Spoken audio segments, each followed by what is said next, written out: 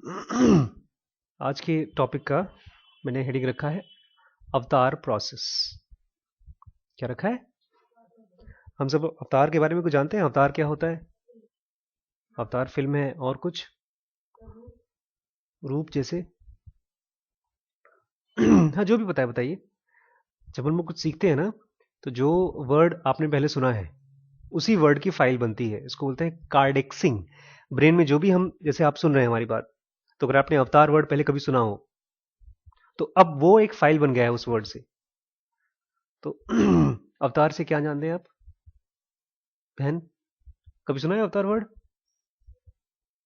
क्या क्या आइडिया है?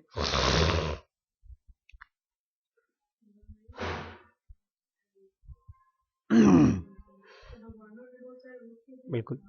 लेकिन आदमियों का जब री होता है, जैसे अगर मैं मरता हूँ, मैं फिर से पैदा होता हूँ, तो उसके लिए अवतार नहीं बोलते, उसके लिए खाली इनकारनेशन, सॉरी इनकारनेशन नहीं बोलते, रीबर्थ बोलते हैं। लेकिन जब कोई भगवान भगवान टाइप का होता है, जब वो जन्म लेता है, उसको क्या बोलते हैं? री इनकारनेशन या तो अवतार। ये जो मैं आपको बताने वाला हूँ, इसका थोड़ा सा हिस्सा मुझे बताया था कल की भगवान ने। ये एक भाई साहब थे जो अपने आप को खुद ही भगवान बोलते थे, और फिलहाल इनका करीब 350 एकड़ का एक बड़ा सा मंदिर बना हुआ है जिसमें इनकी खुद की पूजा होती है। आप हंस रहे हैं, लेकिन मैं उनकी पूजा करता था सच में। और एक दिन, जैसे आपको आज पापा मारे थे ना, एक दिन मैं घर पहुंचा लेट, झूठ बोल के ऐसे ही गया था ट्यूशन, झूठ बोल के चला गया कल की भगवान के मंदिर में। वहां पर मेडिटेशन वगैरह किया शाम तक। घर पहुंचा तो पापा बोलते हैं कहाँ गए थे, तो बोला कि ट्यूशन गया था। उनकी बातचीत से मुझे अंदाजा हो गया था, उनको मालूम पड़ गया। अब तो सच बोल रहे हो? विपुल का फोन आया था। हाँ, विपुल झूठ बोल रहा था। और मजहर मजहर भी झूठ बोल रहा था। तुम्हारे सारे झूठ दोस्त झूठे हैं, तुम ही सच्चे हो तुम। फिर फिर तो मुझे समझ में आ गया। फिर मेरी खूब पिटाई हुई, करीब 40-50 डंडा वंडा हैंगर वैंगर से पिटाई हुई। लेकिन अंदर से भगवान बैठे थे मेरे अंदर। भगवान ने मुझे आशीर्वाद दिया था। मैं बहुत मजबूत। पिताजी बोलते हैं जो ये कपड़े पहन रखे हैं तुमने, सारे कपड़े मेरे हैं, तुम्हारे भगवान ने नहीं दिए हैं। उतारो कपड़े। शर्ट उतार के मैंने फेंक दिया, बनियान उतार के फेंक दी। बोलते हैं, और फिर बोलते हैं और पैंट और चड्डी। गुस्सा आई थी बहुत तेज। पैंट भी उतार दिया मैंने। ये एमबीबीएस फर्स्ट सेकेंड ईयर की बात है, ये सेकेंड ईयर का एंड था। और बोलते जो ये अंडरवेयर पहन रखा है ये भी मेरे पैसे से खरीदा गया है। मुझे लगा कि चलो कोई बात नहीं, अंडरवेयर भी उठा के फेंक दिया मैंने और नंगा खड़ा हो गया वहां पे। मेरी बहन श्रद्धा की उम्र, श्रद्धा इसकी उम्र की होगी, श्रीश की उम्र की। आइए आइए। शर्म नहीं आ रही थी। उसके बाद बोला अब निकलो घर से, अब घर से निकल जाओ। उनको लगा होगा शायद घर से नहीं निकलेगा, लेकिन मैं घर से बाहर निकल गया और जाके सीढ़ियों पर बैठ गया। पब्लिक आ रही है, जा रही है, मुझे देख रही है। ये कहानी पता है क्या तेरे को? वो लड़की, तो तू दुखी क्यों हो गई फिर? तेरे सर को इतनी मार पड़ी इसलिए? आ जाओ अंदर, आ जाओ, आ जाओ, आ जाओ। खैर 2-4 घंटे तक, 2 ढाई घंटे 4 घंटे तक बैठा रहा मैं वहीं पर। लोग आ रहे हैं, जा रहे हैं। मैं सबको बोलता था जाओ तुम अपना काम करो। मेरे मन में कभी रोना आए, कभी कभी दुख आए, कभी कुछ सोचूं, कभी कुछ सोचूं, लेकिन गुस्सा आ रहा था। जैसे जैसे आपको गुस्सा आ रहा था ना आज। फिर करीब 12:30 1 बजे, 8 बजे मारा था। 1 बजे मुझे फिर अंडरवेयर भेजा मेरी बहन के हाथ से, जाओ उसको बदतमीज को पैंट पहना के लाओ। फिर अंदर गया, कपड़ा वपड़ा पहनाया। फिर 1 बजे से लेकर 4 बजे तक मुझे समझाया कि बेटा ऐसा नहीं करते, ये गलत है, ये है, पढ़ाई लिखाई करो। तुम्हारे लिए हमने बहुत प्यार से समझाया पापा ने। लेकिन उस बंदे ने मुझे कुछ ऐसी बात समझा दी थी जो माँ बाप जो बताते हैं उसके खिलाफ हो गया था। उसने मुझे बताया था कि अवतार जो होते हैं, खाली भगवान कृष्ण राम इन सब के अवतार नहीं होते। अवतार वो लोग होते हैं जो, जिनकी एनर्जी बहुत हाई होती है। जैसे गांधी भी एक पॉलिटिकल अवतार थे। विवेकानंद, स्वामी विवेकानंद एक स्पिरिचुअल अवतार थे। अवतार लोग ये होते हैं जिनकी एनर्जी बहुत हाई होती है और किसी एक फील्ड में वो बहुत ज्यादा इंपैक्ट डाल सकते हैं। और उस एंगल से देखा जाए तो धीरू भाई अंबानी क्या है? बिजनेस अवतार है। इनको हम लोग, आप विकीपीडिया पे देखेंगे तो उनका नाम रखा था Vicky, they are magnets, business magnets. ये अवतार प्रोसेस क्या होता है, जब मैंने उस दिन सुना तो मुझे लगा कि अच्छा ठीक है, कोई ऐसा तरीका है जिसके जरिए मैं अपनी एनर्जी बढ़ा सकता हूं। अगर हाई एनर्जी लोग हैं तो क्या मैं बढ़ा सकता हूं अपनी एनर्जी? तब उन्होंने नहीं दी। उसके बाद करीब 4-5 साल बाद मुझे ये एक गुटखा मिला। ये तब मैं एमडी कर रहा था, अमेरिका में था, मैं यूक्रेन में था।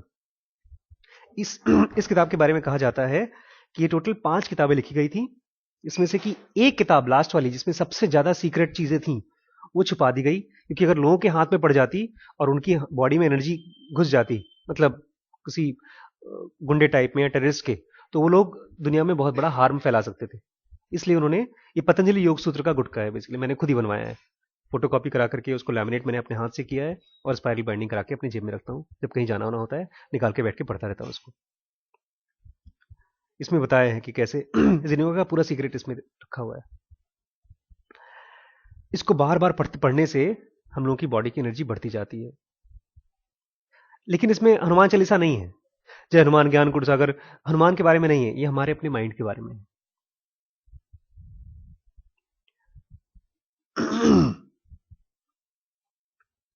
इसमें से कुछ चीजें हैं जो जेन योगा में दी गई हैं। जैसे इसमें लिखा है ना, obstacle to soul cognitions are, याद है? ऑब्स्टिकल टू सोल कॉग्निशन, 8 चीजें थी उसमें। मतलब हम लोग ह्यूमन बीइंग है, हमारे अंदर में सोल है, आत्मा है। तो अगर आत्मा की सुपर मेमोरी है, सुपर पावर है, तो क्यों नहीं आती? बिकॉज ऑफ ये 8 ऑब्स्टिकल की वजह से, 8 रुकावटों की वजह से। कौन कौन सी?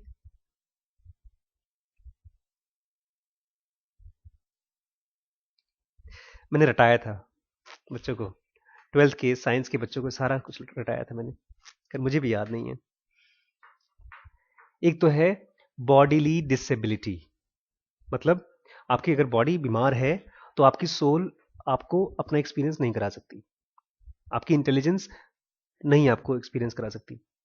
दूसरी थी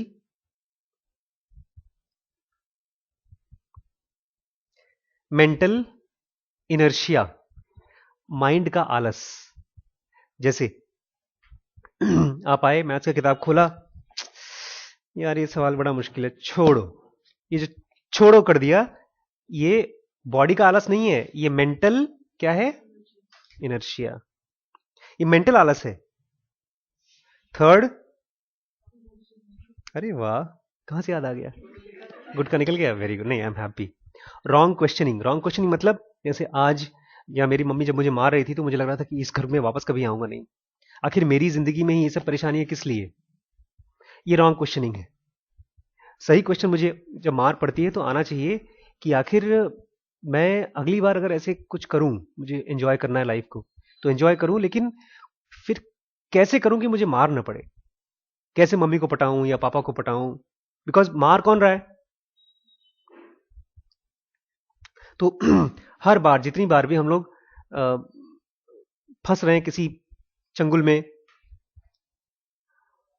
तो सबसे पहला है कौन सा? बॉडी लिसिट्स। इसीलिए योग सूत्र में सबसे पहले वो लोग आसन बोलते हैं, ढेर सारे आसन करो ताकि आपकी बॉडीली डिसेबिलिटी गायब हो जाए।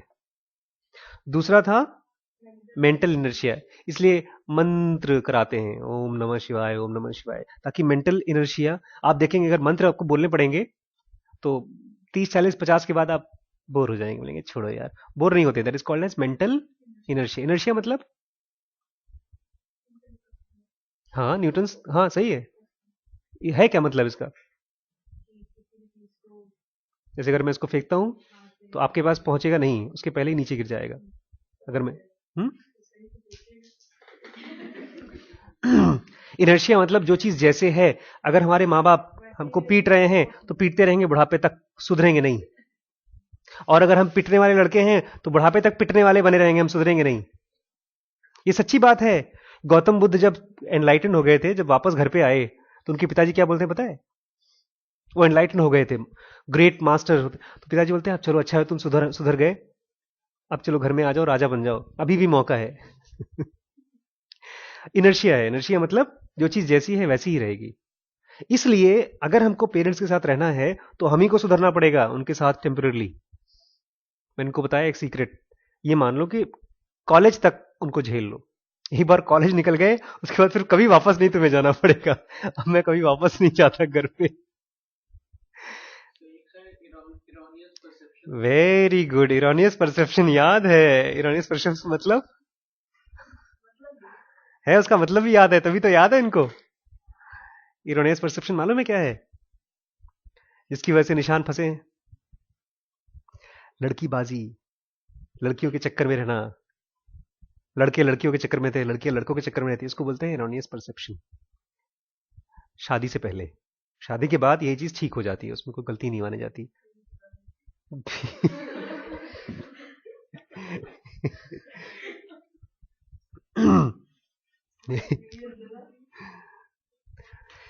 चलिए ठीक है, इरोनियस परसेप्शन भी है एक। लेकिन थर्ड वाला क्या है? Wrong questioning. हमारे मन में जब भी दुख आए तो ये जान लीजिएगा और हम लाइफ में अगर हताश हो गए हैं कि ऐसा मेरे साथ क्यों, तो ये जान लीजिएगा रॉन्ग क्वेश्चनिंग। या कोई क्वेश्चन आप किताब पढ़ रहे हैं, अभी मैं कल परसों पढ़ रहा था इसको, यहां तक पढ़ा मैंने, उसके बाद फिर समझ ही में नहीं आ रहा था कुछ, मुझे लगा अब लगता है बोरिंग आ गया, लेकिन फिर सुबह सुबह स्टार्ट किया, खट खट समझ में आ रहा था। मुझे लगा शायद अब बोरिंग है, लेकिन जब सुबह उठ के देखा तो बहुत अच्छी चीज लिखी थी। बोरिंग नहीं थी वो, मेरा दिमाग उस समय हेजी था, आई सेंटर की इंटेंसिटी कम हो गई थी। इसलिए कोशिश करिएगा अगर कोई चीज समझ में नहीं आ रही है रात को, तो उसको सुबह थोड़ा खाना वाना कम करके देखें। पेट में जैसे ब्लड सर्कुलेशन कम होता है, दिमाग में बढ़ जाता है। तो नैतिक की ड्राइंग में बनाई फिर। तो रॉन्ग क्वेश्चनिंग। फोर्थ क्या है? केयरलेसनेस। आज भाई साहब लोग केयरलेसनेस की बहुत अच्छी सी एग्जांपल दिखा रहे थे। दोनों भाई मिलकर के ये मैथ्स के ओलंपियाड दे रहे थे, ये भी ओलंपियाड दे रहे हैं, दोनों माइनस कर रहे थे। माइनस खान एकेडमी में 5 अटेम्प्ट में माइनस कर रहे हैं दोनों जन। दोनों जन नहीं, एक जन, लेकिन ये हम सभी गलतियां करते हैं। ठीक है, मैंने भी आज गलती की। आज बहुत बेकार गलती की यार, केयरलेसनेस। डॉक्टर साहब को मैंने कार्ड दिया, डॉक्टर फैजान को, कि आज आइएगा डॉन बॉस्को में, और बोला कि हाँ मेरे चलते समय आपको ले जाऊंगा। जाते समय भूल गया, को ले जाना ही भूल गया। बाद में बेचारे वेट कर रहे हैं, खाने के समय ले चलेंगे। बाद में खाना पीना आकर के मैं बैठ गया, तब अल्ट्रासाउंड करते समय मुझे ध्यान आया, अरे यार तो खाने के लिए वेट कर रहे होगे। It's called carelessness. बट छोटी छोटी चीजों में अगर हम केयरफुल होना शुरू होंगे, तो मैं गया उनको सॉरी सॉरी बोल करके आया, उनको एक ट्रीट पक्की करके आया कि मैं आपको खाना वाना खिलाऊंगा एक बार जाके दोबारा। तो फोर्थ है केयरलेसनेस। Fifth laziness. लेजीनेस में और मेंटल इनर्शिया में फर्क क्या है? लेजीनेस आलस हो गया, जैसे इनकी मम्मी ने कल कहा कि कल ये जा रहा था 7 बजे, हम नहीं जाने से मना कर दिया, ये लेजीनेस था। और मेंटल इनर्शिया क्या है? दिमागी आलस, कि जब नहीं समझ में आ रहा है तो उसको छोड़ देते हैं। ये टॉपिक नहीं आएगा एग्जाम में, मन में ये मुश्किल है इसलिए नहीं आएगा, ऐसा होता है ना। सिस्टम 1 बताता है ये चीज हमको, सिस्टम 2 नहीं बताता, तो ये मुश्किल है, छोड़ो ये नहीं आएगा। लेजीनेस फिजिकल का होता है और मेंटल इनर्शिया माइंड का आलस होता है। नेक्स्ट है लैक ऑफ डिसपैशन। अगर आपको अमीर बनना है तो आपको डिसपैशन होना चाहिए। डिसपैशन मतलब पैसे की बिल्कुल इच्छा नहीं होनी चाहिए। क्या मैंने क्या बोला? किस लिए? ये तो उल्टी बात है। अभी आगे देखेंगे आप, ये चैप्टर नेक्स्ट वाला वही है, आपने मुझे मना कर दिया, नहीं तो पढ़ाता मैं आपको। He says if you want to become rich you should get rid of desire of money.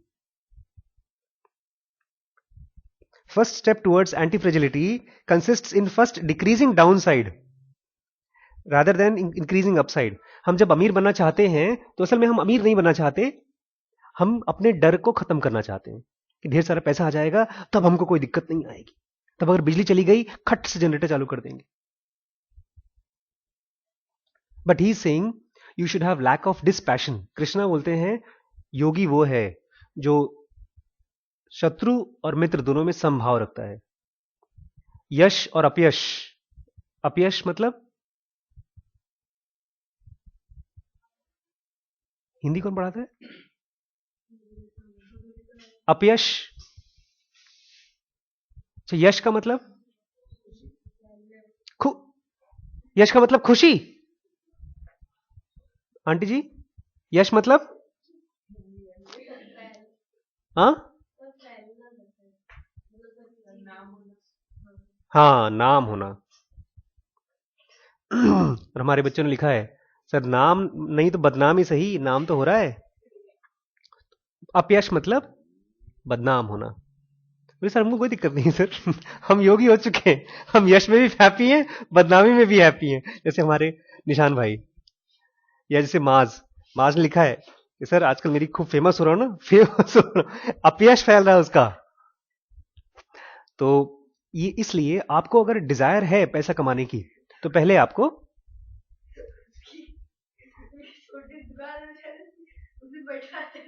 और माज, अच्छा अच्छा, जी ठीक है यार, चावल लेकिन ठीक है यार, चावल गेहूं अच्छी चीज है मतलब। तो आपको डिसपैशन अगर नहीं है, डिस्पैशन मतलब आप जब सक्सेसफुल होना चाहते हैं, तो देखिए अब जब एग्जाम में जाएंगे, फेल होंगे, बार बार फेल होंगे, बार बार फेल होंगे, और उससे आपको जब फर्क नहीं पड़ेगा, तभी आप लॉन्ग टर्म सक्सेस के लिए तैयारी कर सकते हैं। नहीं नहीं नहीं, देखिए फिर से सुनिए। जब आप ये कहते हैं कि सर अगर हम बार बार फेल हो जाएंगे तब तो हमेशा ही फेल होते रहेंगे, नहीं। होता ये है कि जब आप बार बार फेल होते हैं, तब आपकी जो पूरी एनर्जी है इस चीज पर होती है कि जैसे मैं हूं आजकल, आज मैंने बड़ी मेहनत करके एक और लैपटॉप के लिए पैसा जमा करके काट दिया चेक। हो सकता है उस लैपटॉप से भी मुझे बहुत से बच्चे ना मिले, फिर एक और लैपटॉप लाऊंगा, फिर एक और लाऊंगा, और हो सकता है उन सब से भी बच्चे ना मिले, फिर से कोशिश करूंगा। लेकिन इन सब चीजों में मुझे इसका डर नहीं है कि मैं फेल होता रहूंगा। यहां पर इस समय मेरे पास 5 लैपटॉप हैं, और पांचों बहुत अल्टीमेट यूज नहीं हो रहा है उसका। आपका फोकस इस पर है कि how to make it successful, how to make it successful, how to make it right. उसमें आप बार बार अपने ऑप्शंस को ट्राई करते हैं। तो जितनी बार एग्जाम में फेल होते हैं, आप एग्जाम में नहीं फेल हो रहे हैं, आप अपने एक ऑप्शन को ट्राई कर रहे हैं। जैसे रिम्पी और हमारे पापा लोग बोलते थे, बेटा अगर पीएमटी में सिलेक्शन कराना है तो जितने एग्जाम्स हो सकते हैं उतने एग्जाम्स दो, क्योंकि अगर तुमने 50 एग्जाम दिए, तुम्हारे 50 ऑप्शंस बढ़ गए। तो 50 बार फेल होने की तैयारी नहीं कर रहे हैं, हम तो तैयारी कर रहे हैं पास होने की। लेकिन अगर 50 बार पास हो सकते हैं, तो 50 बार फेल भी तो हो सकते हैं। यही तो मैं कह रहा हूं, नहीं, एंटीफ्रेजिलिटी कहती है अगर आप बार बार फेल होने से आपको दिक्कत नहीं होती, then you become strong, and then failure doesn't scare you, and then you are calm and composed, then you can sit down and write whatever you want to write. जो लोग अमीर बनते हैं, जैसे मूसाराम जी हैं, या बिरलाज हैं, जो टाटाज हैं, जो भी फर्स्ट जनरेशन अमीर बनता है, they are usually people who start from nowhere, nothing. Nothing मतलब क्या? कुछ खोने को है ही नहीं। जब आप अपने आप को बोलेंगे ना मुझे फेल ही होना है, तो फेल ही हो ले, कोई दिक्कत नहीं। देन लाइफ सेज, यार इसको तो हम हरा ही नहीं सकते। मैं आपको छोटा सा एग्जांपल देता हूं। आपने इनका नाम सुना है, विक्रमादित्य का? हम्म? आपको ये मालूम है इनके ऊपर शनि चढ़ गया था एक बार? विक्रमादित्य के ऊपर बहुत बहुत स्ट्रांग शनि चढ़ा था। ये शनि एक बार राम के ऊपर चढ़ा था, एक बार गणेश जी के ऊपर चढ़ा था। और शनि चढ़ता है तो क्या होता है? सब बुरा बुरा होता है। गणेश जी के साथ क्या हुआ? हम्म? गर्दन कट गई, पूरी की पूरी गर्दन भी कट गई, दांत भी टूट गया। और विक्रमादित्य के दोनों हाथ दोनों पैर कट गए। हरिश्चंद्र का सब कुछ खत्म हो गया, राजा हरिश्चंद्र का। शमशान घाट पे नौकरी किया उन्होंने। But today we know Harishchandra more than any other king, और गणेशा। तो जब शनि आता है, जब जब भी बुराई हमारे ऊपर आती है, तब हमारा रिस्पॉन्स कैसा है, लाइफ ये चेक करती है। अगर आप फिर भी बोल रहे हैं नहीं यार मैं गरीब हूं, मैं मर रहा हूं, इसका मतलब अभी भी आप रो रहे हैं अमीरी के लिए, सक्सेसफुल होने के लिए। लेकिन आप जब अगर फेल हो गए, तो और आपका एटीट्यूड यू टर्न हो गया, यू टर्न मतलब ठीक है, फेल हो गए तो फेल हो गए, अब अगले एग्जाम में देखेंगे, then suddenly you will see you are no longer scared of failure. जैसे मैंने इस साल, टचवुड, इस साल मैंने सोचा था अगर फादर मुझे मना, नए फादर आ गए थे, पिछले साल मैंने पुराने फादर के साथ खूब काम किया था, रोज जा जा करके 5 बार 6 बार जा जाकर बात की थी उनसे, परमिशन लिया था कि मैं स्कूल में प्रोग्राम करना चाहता हूँ। फिर अल्टीमेटली हम लोगों को खबर मिली फादर तो बदल गए। मैंने कहा यार ये तो बड़ी झंझट है, कोई बात नहीं। फिर मैं फादर के पास गया, मैंने सोचा अगर मान लो पैसे के लिए मना करेंगे, मतलब पैसा ज़्यादा मांग मांग रहे तो मना ही कर देंगे, सर पैसा नहीं लेंगे, हम खाली बच्चों को आके पढ़ाएंगे ऐसे। तो अल्टीमेट फेलियर है, इससे खराब और क्या हो सकता है। अगर मैं उनको बोलता हूं कि सर हम यहां पर आके पढ़ाएंगे, बोलेंगे नहीं पढ़ाना है, यही तो खराब से खराब होगा। फिर जाके 2 हफ्ते बाद फिर से बोलेंगे फिर से पढ़ाओ, हमको पढ़ाने दो। तो सक्सेस क्या है कि हमको पढ़ाने के लिए पैसा दीजिए, फेलियर क्या है कि पढ़ाने के लिए पैसा नहीं मिलेगा। लेकिन जब फ्री में उनके यहां मैं पढ़ाना चाहता हूं तो मैंने रेडी हो गया फेल होने के लिए। You get my point? नहीं, नहीं समझ में आया अभी भी। आपको फेल होना ऐसा नहीं कि आप जानबूझ के एग्जाम में गलत गलत लिखेंगे फेल होने के लिए, आप लिखेंगे, कोशिश करेंगे सही सही करने का, लेकिन जितनी बार फेल होते हैं उतनी बार उसको सोचेंगे दिस इज एंटी फ्रिजिलिटी, ये मेरी स्ट्रेंथ बढ़ा रही है। 1 बार 2 बार 3 बार 4 बार। जैसे हाँ, बेस्ट एग्जांपल है साइकिलिंग। जब आप साइकिल चलाते हैं तो क्या गिरने के लिए चलाते हैं? लेकिन कितनी बार गिरते हैं? कम से कम 100-200 बार गिरते हैं। और ये नहीं, कितनी बार गिरे थे आप? आपकी साइकिल में पहिए लगे होंगे बगल में, शुरू शुरू में लगे थे ना, उसने बचा लिया भाई साहब। हमारे साइकिलों में पहिए नहीं आते थे, धड़ाम धड़ाम गिरते थे। कैंची चलाते थे हम लोग, कैंची जानते? नहीं मालूम आपको कैंची? हाँ, आपने कभी नहीं चलाया होगा। वो डंडे के नीचे से पैर डालते हैं हम लोग, वैसे चलाते थे। तो ऐसे ही जब आप एग्जाम को साइकिल की तरह चलाते हैं कि देखते हैं इस बार फेल, दोबारा गिर गए, 3 बार गिर गए, 4 बार गिर गए, that is called lack of dispassion. अगर आपके अंदर डिस्पैशन नहीं है, आप एक ही पोलैरिटी चाहते हैं, खाली सक्सेसफुल होना चाहते हैं या फेलियर से बचना चाहते हैं, उसकी अगर कमी है आपके अंदर में, आपका समभाव, बेसिकली डिस्पैशन मतलब समभाव अगर आपके अंदर नहीं है तो, because then you'll be disturbed every now and then you'll be disturbed, फिर कुछ नहीं कर सकते आप। नेक्स्ट क्या है? एरोनियस परसेप्शन, लड़का लड़की बाजी। Next, inability to achieve concentration. जैसे इसके पैर हिल रहे हैं तो कॉन्सेंट्रेशन कमजोर हो गया होगा।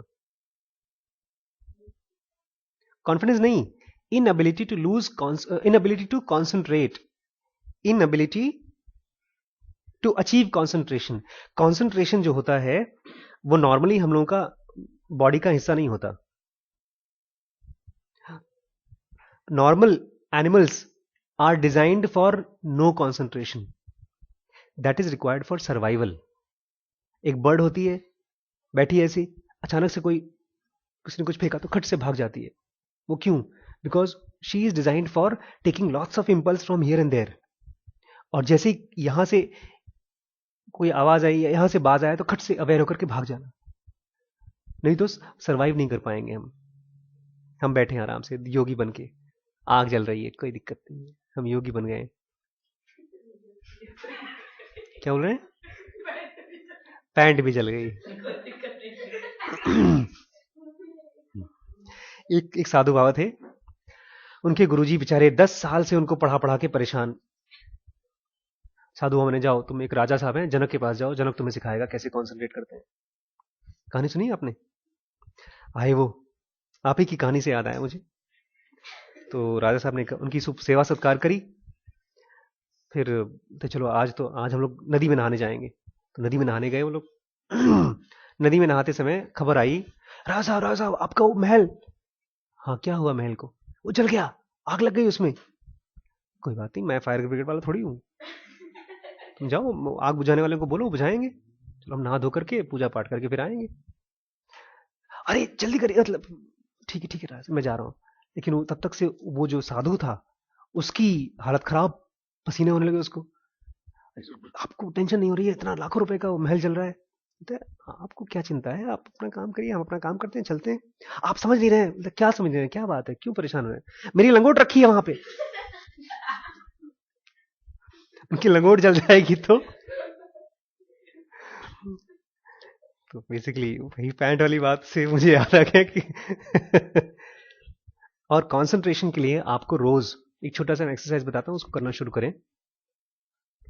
सिट डाउन, अर्ली मॉर्निंग और इवनिंग थोड़ा सा कम खाना खाएं, क्योंकि आंख बंद करके खाना खा करके सीधे गहरा कॉन्सेंट्रेशन आ जाएगा, ऑल्टर्ड स्टेट ऑफ कॉन्शियसनेस पे चले जाएंगे आप लोग।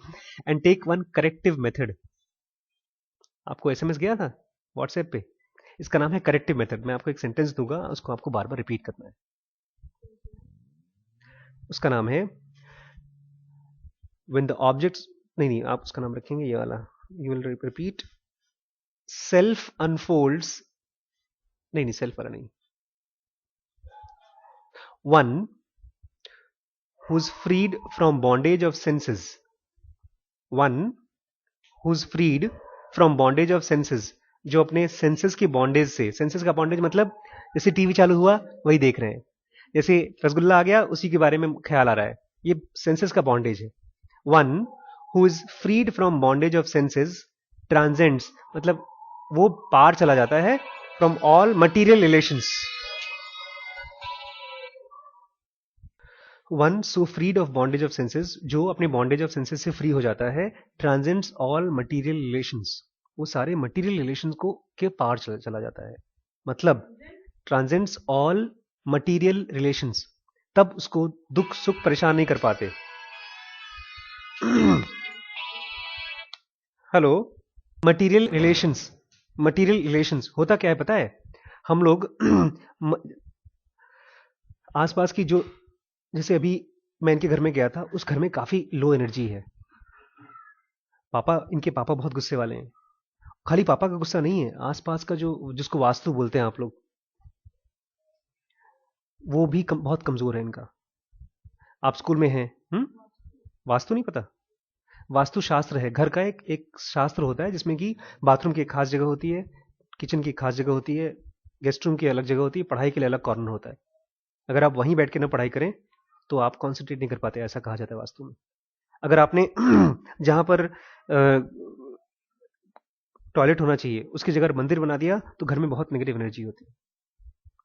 इस चीज को मैं पहले मानता नहीं था, लेकिन अभी बल्कि यहाँ काशीनगर में एक मकान है, आप जाएंगे उस मकान में तो उन्होंने बताया कि हमको किसी ने बताया कि ऐसे ऐसे वास्तु बदल दीजिए, तो हमने अपना टॉयलेट हटा दिया, यहाँ से इधर कर दिया, उधर कर दिया, सब टूटा फूटा मकान है। लेकिन बताते हैं हमारे 2 बच्चे सिलेक्शन हो गया, जिनका 2 साल से सिलेक्शन नहीं होता, उनका पीएमटी में सिलेक्शन हो गया दोनों बच्चों।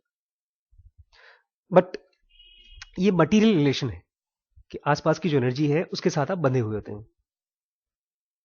अगर आपके घर में कोई बहुत दुख की घटना हो गई तो आप भी दुखी हो जाएंगे। आपके घर में गरीबी है तो आप भी गरीब महसूस करेंगे, क्योंकि यू आर मटीरियल, आपकी बॉडी भी मटीरियल है। तो ये बोल रहा है, ये जो सेंटेंस है अगर आप इसको बार बार रिपीट करते हैं तो आपका माइंड आसपास के मटीरियल रिलेशन से फ्री हो जाएगा, फिर आप अपने आप से कंट्रोल कर सकते हैं अपनी बॉडी को और माइंड को।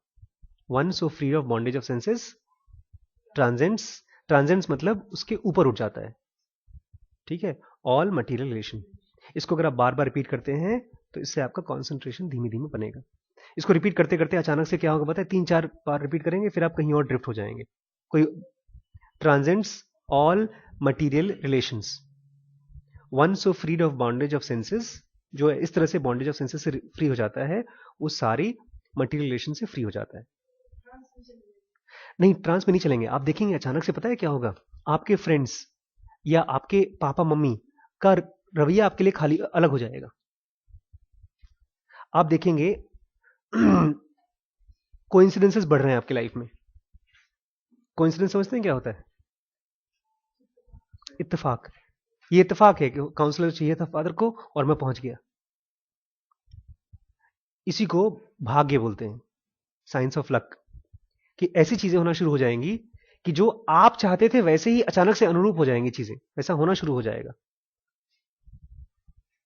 ठीक है। इससे ये मत समझिएगा कि अचानक अभी 2-3 महीने के अंदर आपके अंदर में सब दैविक शक्तियां आ जाएंगी, आप जो बोलेंगे वो हो जाएगा, ऐसा अभी नहीं होगा। इससे खाली हम क्या चाहते हैं? कॉन्सेंट्रेशन अचीव करना चाहते हैं। एक सेंटेंस बार बार रिपीट करेंगे तो वो लॉन्ग टर्म असर रहेगा कि आपके अंदर में ट्रांसेंडेंस आ जाएगा, लेकिन शॉर्ट टर्म क्या रिजल्ट क्या होगा? कॉन्सेंट्रेशन धीमे धीमे बढ़ता जाएगा। और लास्टली क्या है? And failure to hold meditative attitude when achieved. कुछ महीने बाद पता है क्या होगा? कुछ महीने बाद आप सब नहीं आएंगे यहां पे, 2 कारण से। सर वैसी बातें करते हैं, या बहुत अच्छे से हमने काम किया तो आपका लेवल थोड़ा बढ़ जाएगा, थोड़ा सा आप इंटेलिजेंट हो जाएंगे। बट जब आप इंटेलिजेंट हो जाएंगे तो आपको लगेगा बस हमारा अचीव हो गया goal. He saying failure to achieve meditative attitude once obtained, नहीं एक मिनट फिर से बोलता हूं, failure to hold the meditative attitude when achieved, कि जब आप एक लेवल पे पहुंच जाते हैं, जैसे मैंने शुरू किया, जब जनोगा फॉलो करना शुरू किया तो कई 6-7 महीने तक मैंने उसको बहुत स्ट्रिक्टली फॉलो किया, और मेरी एक मेंटल क्लैरिटी इतनी ज्यादा पहुंच गई थी कि जो भी चीज मैं सोचता था वो चीजें होना शुरू हो जाती थी। फिर मुझे लगा बस अब तो मैं बन गया अवतार, फिर मैंने छोड़ दिया। इसी को कुछ लोग बोलते हैं ओवर कॉन्फिडेंस, कि थोड़ा बहुत आपको आ गया तो आपको लगेगा बस हो गया। फेलियर टू अचीव मेडिटेटिव, या तो उसको बोलता है वन पॉइंटेडनेस, क्योंकि वन पॉइंटेडनेस असल में हम लोगों का गोल नहीं है। हम लोगों का गोल है वन पॉइंटेडनेस जब आ जाएगा तब हमको कुछ और चीज अचीव करना है। और क्या है ये सब? आठों किस चीज के लिए दिक्कत, किस चीज के लिए है आठों ऑब्स्टिकल?